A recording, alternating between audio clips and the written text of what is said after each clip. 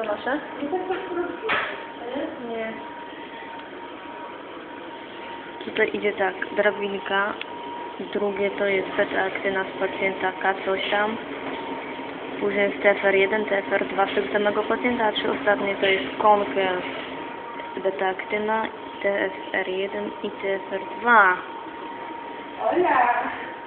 I to są primery. A tutaj mamy panią sprzątającą. To są primery, właściwie primery z Geny Ani, bo moich primerów nie ma. I zobaczymy, czy wyjdzie nam cokolwiek.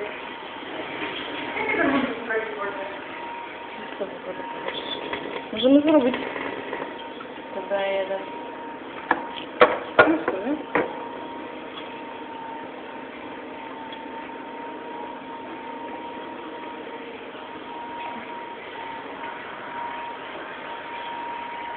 Jest godzina, prawdopodobnie 25. 5.